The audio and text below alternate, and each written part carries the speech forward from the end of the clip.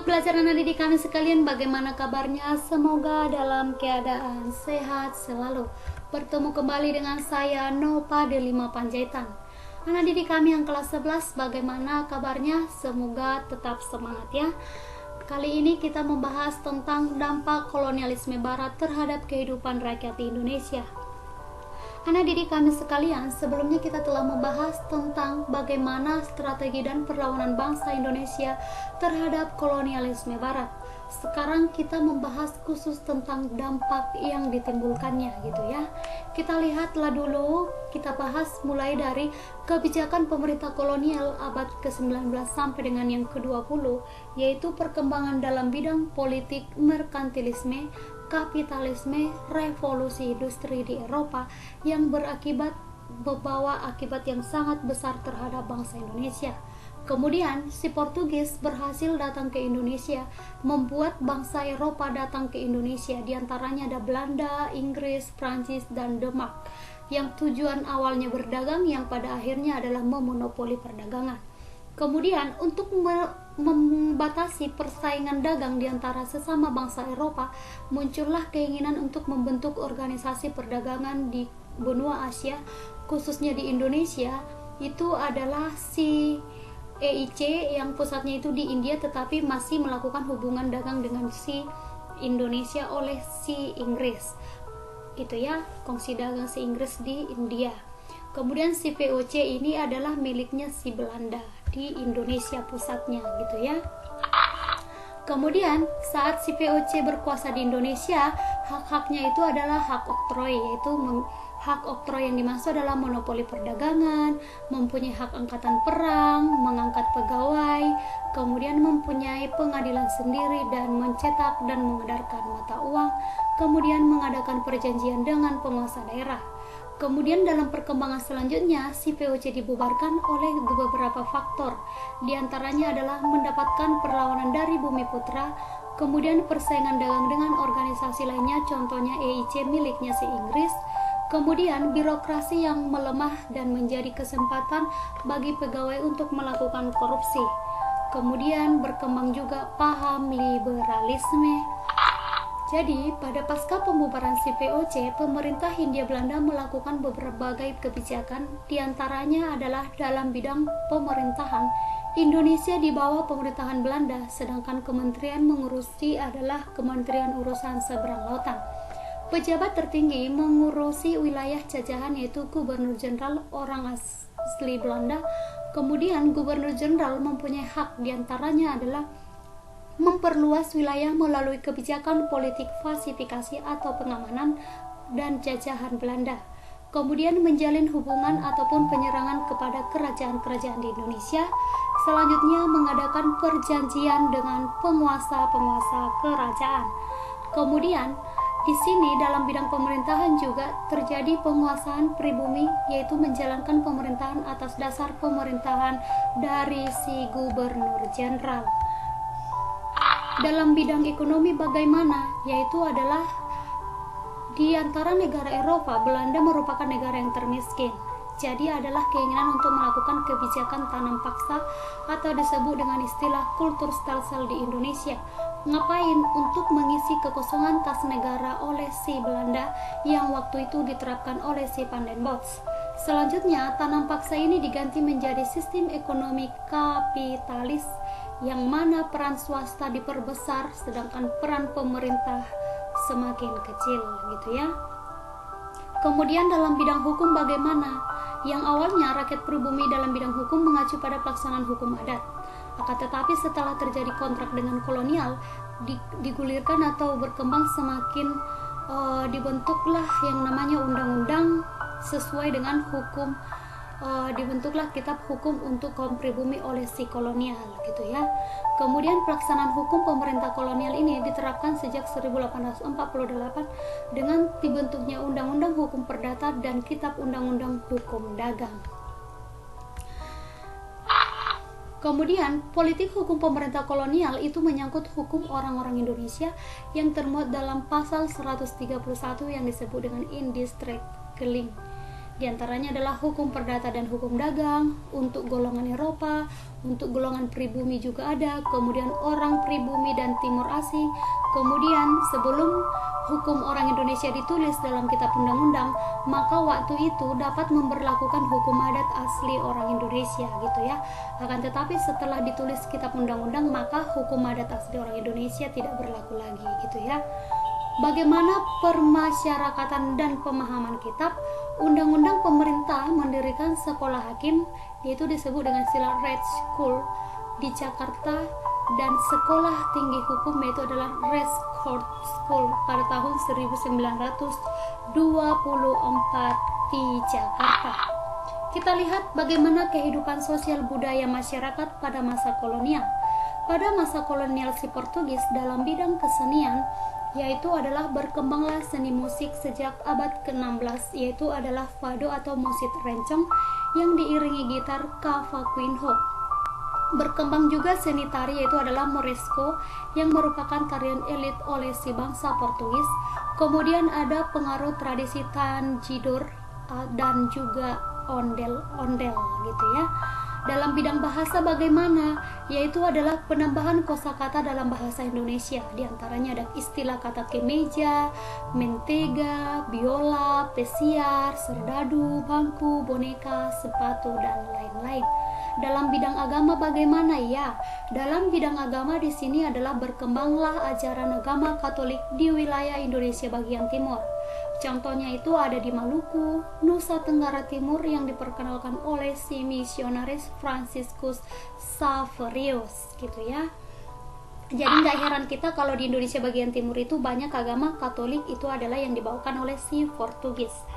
Kalau dalam bidang pendidikan bagaimana? Yaitu adalah dirintislah sekolah seminari di wilayah Ambon oleh seorang tokoh penguasa Portugis di Maluku, yaitu adalah Antoni Galvano. Sekarang kita masuk kepada masa kolonial Belanda. Dalam bidang sosial yaitu adalah berkembanglah feodalisme dan mentalitas inlander, yaitu kehidupan sosial masyarakat dibagi menjadi 3 golongan, golongan 1 sampai dengan golongan 3. Berturut-turut diantaranya orang Belanda dan Eropa, golongan yang kedua adalah orang timur asing, kemudian golongan yang paling rendah adalah golongan bumi putra. Golongan bumi putra ini juga dibagi 2, yaitu adalah bangsawan dan rakyat jelata. Jadi puncak penderitaan yang dialami bumi putra pada abad ke-19 itu ditandai dengan kemiskinan, kelaparan, serta krisis Malaysia pada awal abad ke-20 ditandai dengan semakin banyaknya pengangguran besar-besaran.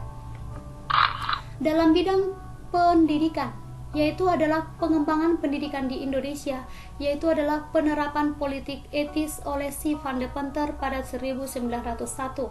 Yang dimaksud dengan politik etis adalah tujuan dengan cita-cita atau penghargaan terhadap kaum pribumi sebagai balas budi karena bangsa pribumi telah banyak membantu si Belanda di Indonesia. Jadi diberikanlah sarana pendidikan itu adalah edukasi, kemudian irigasi untuk tali air, kemudian migrasi atau transmigrasi yaitu adalah perpindahan penduduk. Sebenarnya ini tujuan si Belanda dilakukan adalah ya semata-mata untuk membantu pekerjaan mereka, perkebunan mereka supaya lancar perusahaannya gitu ya. Sebenarnya itu hanya tujuan mereka, tetapi dibuatlah sebagai istilah politik etis yang ternyata itu adalah hanya menguntungkan mereka saja gitu ya. Kemudian tujuan sarana pendidikan yaitu adalah untuk memenuhi tenaga administrasi pada perusahaan perkebunan. Wujud pelaksanaan pendidikan gimana di kalangan kelas bawah yaitu adalah folk school adalah sistem sekolah desa, kemudian fair folk school adalah lanjutan untuk folk school. Kemudian untuk kelas atas itu adalah ada HIS, MULO, dan AMS. HIS itu apa? Hollands Indisch School. MULO itu adalah Meer Uitburgik Leergerk Onderwijs atau sekolah lanjutan HIS, dan AMS adalah Academie Middelburg School lanjutan dari MULO gitu ya. Jadi pendidikan pada masa Belanda itu dibagi 2 bagian, kelas atas dan kelas bawah gitu ya. Kelas bawah itulah yang kelas yang paling rendah, kelas atas adalah ini adalah kelas-kelas untuk para anak sekolah keturunan bangsawan gitu ya. Dalam bidang agama gimana? Yaitu adalah agama Kristen Protestan. Anak didik kami sekalian, kalau si Portugis tadi itu adalah penyebar agama Katolik. Akan tetapi kalau dia si Belanda itu adalah menyiarkan agama Kristen Protestan. Jadi diantaranya ada di Sulawesi Utara, di daerah Tapanuli, itulah dari perang Batak ya, yaitu adalah di daerah Tapanuli bagian Sumatera gitu ya. Kemudian di Tanah Toraja, Timur Barat, Alor Sumba, Maluku bagian selatan, kemudian sampai dengan Papua. Dalam bidang ekonomi bagaimana? Yaitu adalah dikenalnya sistem pajak, yaitu adalah sewa menyewa tanah pemerintah sebagai pemilik tanah dan tanaman ekspor, industri perkebunan, ekonomi uang, sistem upah, sistem kerja kontrak, serta sistem ekonomi liberal dalam penerapan kebijakan pintu terbuka. Itulah dalam bidang ekonomi. Bagaimana dalam bidang politik? Yaitu adalah di bawah Gubernur Jenderal berperan sebagai lembaga eksekutif. Dan ini dibantu oleh beberapa lembaga tinggi negara, kemudian menghasilkan birokrasi dalam bidang politik dan pemerintahan. Sementara dalam jabatan teritorial diangkat atas dipegang oleh Belanda. Sementara jabatan bupati sampai dengan ke bawah bisa dijabat oleh orang Indonesia. Jadi di sini bisa kita pastikan orang Indonesia itu paling tinggi jabatannya itu adalah sebagai bupati saja. Gitu ya. Dalam bidang hukum bagaimana? Diciptakan hukum tetapi hanya berlaku untuk orang Belanda dan Eropa. Sementara untuk pribumi itu adalah hukum adat. Kemudian hukum dan tata negara mulai dikenal oleh Indonesia pada saat itu adalah contohnya Ruislek, Kizenglek, advokat, kemudian Betslek, Inkarats dan Bezet gitu ya. Itu adalah dalam bidang hukum yang diterapkan oleh si Belanda di Indonesia. Kalau dalam bidang bahasa gimana? Contohnya adalah penambahan kosakata, contohnya bom, debat, sigaret, loket, jas, kabinet, krat, matras, nota, marmer, rekening, urin, tol, spur, opa, onderman, handle, abstruk, artruk, dan lain sebagainya. Dalam bidang ilmu pengetahuan bagaimana? Yaitu adalah berlakunya kebijakan politik pintu terbuka yang melahirkan perkembangan liberalisme. Kemudian mengenal teknologi, yaitu adalah mesin industri, transportasi, dan teknologi pertanian. Kemudian berkembang juga teknologi komunikasi dan informasi. Sekarang kita bahas tentang masa kolonial Inggris. Dalam bidang sosial, yaitu adalah penerapan kerja paksa dan kerja rodi rakyat bebas.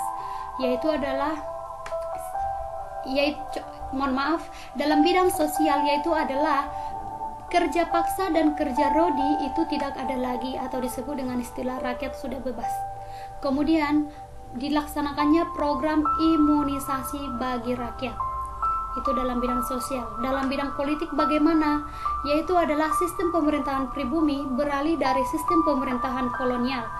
Kemudian tidak ada jabatan turun-temurun lagi atau dalam hal ini kerajaan sudah tidak ada lagi jabatan turun-temurun. Jadi kemudian pembagian wilayah administratif contohnya itu adalah Pulau Jawa menjadi 16 keresidenan.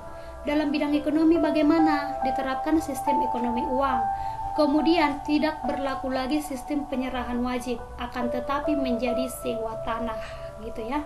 Dalam bidang budaya yaitu adalah pelestarian budaya dan ilmu pengetahuan, berkembangnya paham liberalisme gitu ya. Demikian tanah didik kami sekalian untuk pertemuan kita kali ini tentang dampak pendudukan kolonialisme bangsa barat di Indonesia, yang pastinya ada dampak positif dan dampak negatifnya, baik dari si Portugis, baik dari si Belanda maupun dari si Inggris. Demikian anak didik kami, boleh direview kembali materinya, diulang-ulang lagi, kemudian jangan sampai melupakan bukunya, harus dibaca ya untuk menambah perbendaharaan literasinya. Kemudian ditontonlah perjuangan-perjuangan Indonesia supaya kita lebih semangat dalam menanamkan cinta tanah air, patriotisme dan nasionalisme kita. Semangat belajar untuk kita semuanya. Sampai bertemu kembali di sesi selanjutnya dengan saya Nova Delima Panjaitan. Sekian dan terima kasih.